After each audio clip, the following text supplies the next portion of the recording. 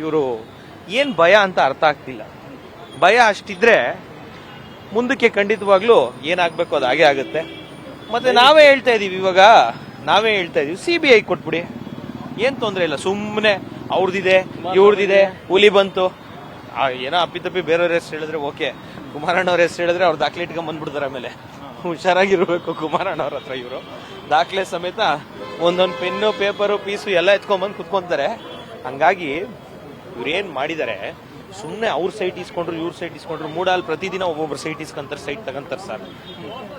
ಇವ್ರು ಮಾಡಿರೋಂಥ ಪ್ರೋಸೆಸ್ ಏನಿದೆ, ಡಿನೋಟಿಫೈ ಮಾಡಿರೋದ್ರಿಂದ ಹಿಡಿದು ಇವ್ರಿಗೆ ಹೊಸ ಸೈಟ್ ಗ್ರಾಂಟ್ ಮಾಡಿಸ್ಕೊಂಡಿರೋವರೆಗೂ ಅಷ್ಟು ಟೈಮಲ್ಲಿ ಇವ್ರು ಅಧಿಕಾರದಲ್ಲಿದ್ರು. ಅಧಿಕಾರದ misutilization of power, definite misutilization of power ಮಾಡಿರುವಂಥದ್ದು ಮುಖ್ಯಮಂತ್ರಿಗಳು ಈ ಪ್ರಕರಣದಲ್ಲಿ ಬೆಳಕಿಗೆ ಬಂದಿದೆ.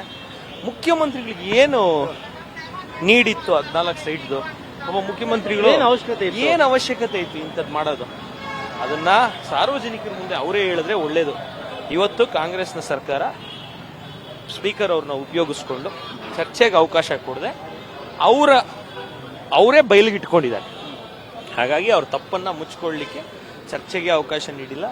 ಕಾಂಗ್ರೆಸ್ನ ಲೋಪದೋಷಗಳು ಎಲ್ಲರಿಗೂ ಗೊತ್ತಾಗ್ತಾ ಇದೆ, ಸಾರ್ವಜನಿಕರಿಗೂ ಗೊತ್ತಾಗ್ತಾ ಇದೆ. ಮುಂದಿನ ದಿನಗಳಲ್ಲಿ ನಮ್ಮೆಲ್ಲ ನಾಯಕರು ಬಹಿರಂಗವಾಗಿ ಅದನ್ನ ಹೇಳುವಂತ ಪ್ರಯತ್ನ ಮಾಡ್ತಾರೆ. ಆಕ್ಚುಲಿ ನಿಜವಾಗ್ಲೂ ಸ್ಪೀಕರ್ ಅವರು ಒಂಥರ ನಮ್ಗೆ ರೋಲ್ ಮಾಡಲ್ಲ.